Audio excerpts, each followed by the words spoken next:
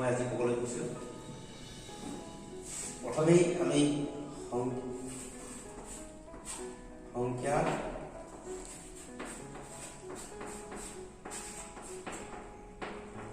ধৰ্ম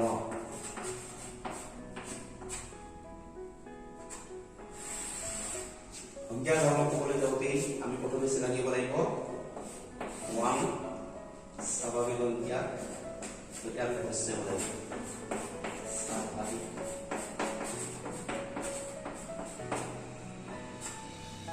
সংখ্যা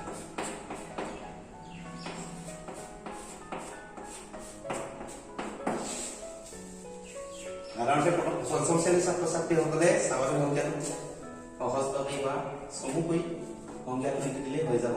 তোমালোকৰ কিতাপতো আছে, আমি এনেদৰে লিখি দিম গণনা কৰিবলৈ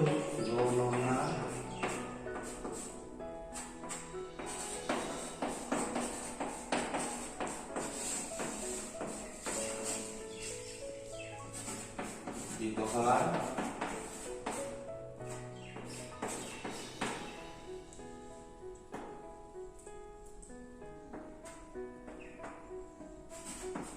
কৰা সংখ্যা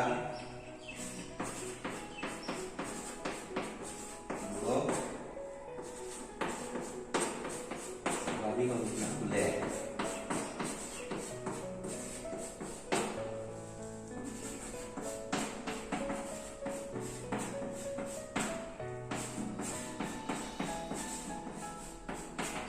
উদাহৰণ হিচাপে আমি এনেদৰে দিম যেনে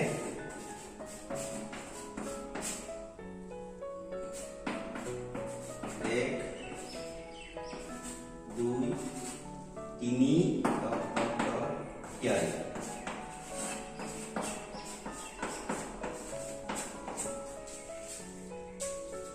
পঞ্চম শ্ৰেণীৰ ছাত্ৰ ছাত্ৰীসকলে প্ৰথমে স্বাভাৱিক সংখ্যাৰ চিনাকি হ'ব লাগিব। স্বাভাৱিক সংখ্যাটো আমি এনেদৰে দিয়াৰ পিছত আমি উদাহৰণত দেখিলো যে স্বাভাৱিক সংখ্যা আৰম্ভ হৈছে 1 ৰ পৰা। গতিকে ইয়াতে প্ৰশ্ন হ'ব তোমালোকৰ আটাইতকৈ সৰু স্বাভাৱিক সংখ্যাটো কি?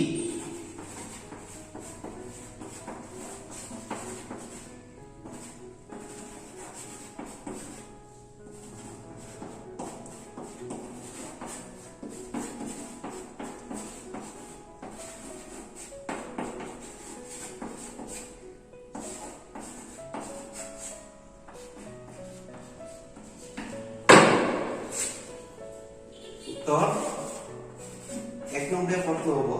খুব আমি ছুটিকৈ ইয়াৰ উত্তৰ দিম। আটাইতকৈ সৰু স্বাভাৱিক সংখ্যাটো হ'ল 1, মাত্ৰ 1 লিখি দিলে হৈ যাব। তাৰপিছতে আমাৰ আহিব 1ৰ 3টা ধৰ্ম লিখা। প্ৰশ্ন হ'ব 1ৰ 3টা 1ৰ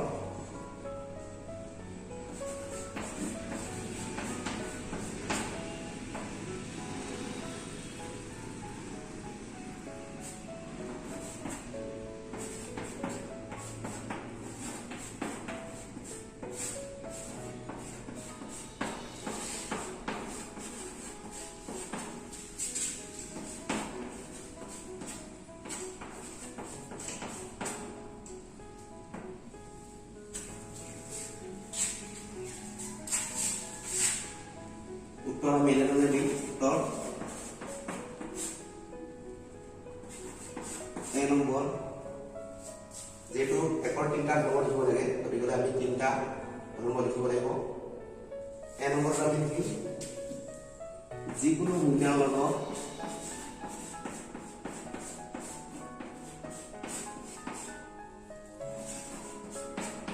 সংখ্যাৰ লগত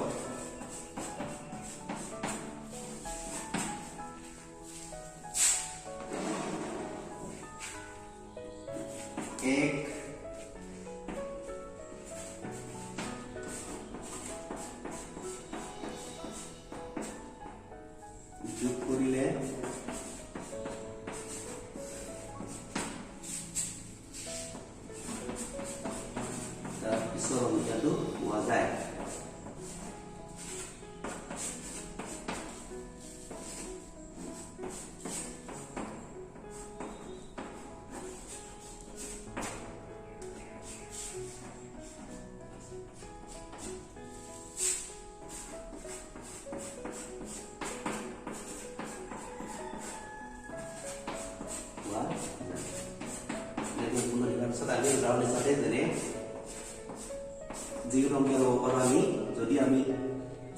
5 নং 5 যোগ 1 5 এর পিছনে সংখ্যা কি আছে আমার 6 দেখলে আর এটা উদাহরণ দেব পারো আমি যদি 10 নং 10 যোগ 1 10 পিছনে সংখ্যাটা আমি পাম 11 এনেকৈ বাকি উদাহৰণ তোমালোকে দি থাকিব পাৰিবা ইয়াৰ পিছতে এটা ধৰ্ম হৈছে একত নেক্সট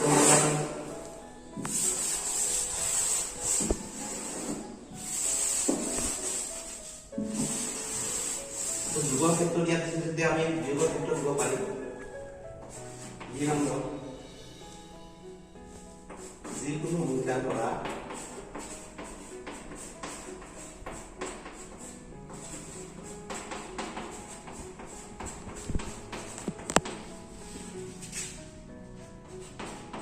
পড়া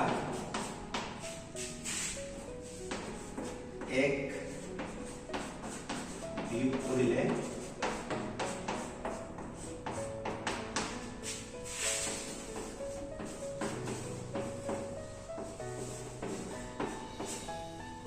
তাৰ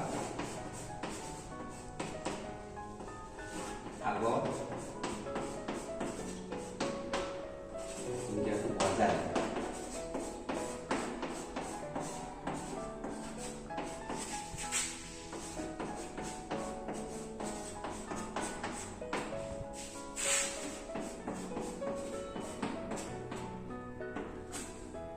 উদাহৰণ হিচাপে আমি এনেদৰে লিখিব পাৰোঁ যেনে যিকোনো সংখ্যা ল'ব পাৰোঁ যিকোনো তোমাৰ মন পচন্দৰ সংখ্যা ল'ব পাৰা মই ইয়াতে 4 ল'লো 4 পৰা যদি 1 বিয়োগ কৰি দিওঁ আমি 4 আগৰ সংখ্যা যিহেতু আমাৰ 3 আমি 3 পাম ঠিক তেনেকৈ আৰু এটা সংখ্যা ল'ব পাৰা উদাহৰণ হিচাপে যদি 15 লওঁ 15 পৰা যদি আমি 1 বিয়োগ কৰোঁ তেতিয়া পাম 13 এনেকৈ উদাহৰণবিলাক দি ল'ব লাগে তাৰপিছতে উদাহৰণ চাই আমি সংখ্যাবোৰ সম্পূৰ্ণ বুজিবলৈ চেষ্টা কৰিম তাৰপিছতে 3 নম্বৰ ধৰ্মটো আমি পূৰণৰ ক্ষেত্ৰত দিব পাৰোঁ পূৰণৰ ক্ষেত্ৰত এনেদৰে যিকোনো সংখ্যাৰে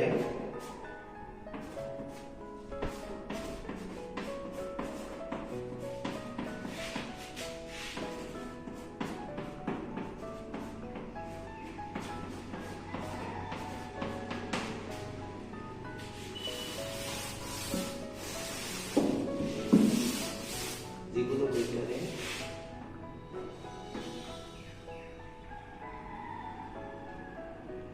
ওৱানত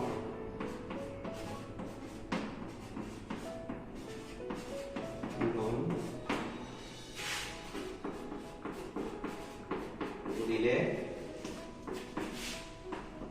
এই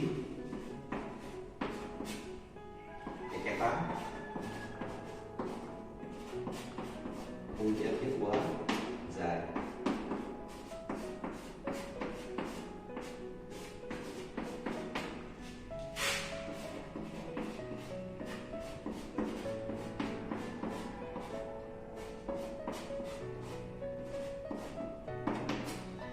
যেনে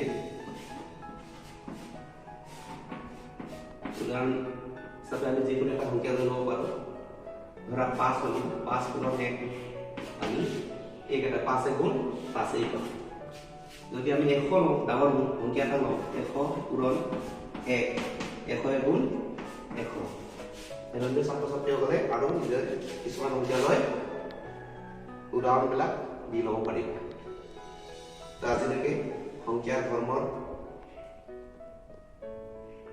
স্বাভাৱিক সংখ্যা কাক বোলে স্বাভাৱিক সংখ্যা কি শিকিলোঁ তাৰপিছতে একৰ টিকাৰ ধৰ্ম এইখিনি ছাত্ৰ-ছাত্ৰীসকলে ভালকৈ মুখস্থ কৰি আৰু উদাহৰণবিলাক চাই মনত ৰাখিবলৈ চেষ্টা কৰিব লাগে আজি এইখিনিকে বুজাই নেক্সট ইয়াৰ পিছত আমি অন্য সংখ্যা ধৰ্ম সৈতে চিনাকি হ'ম নমস্কাৰ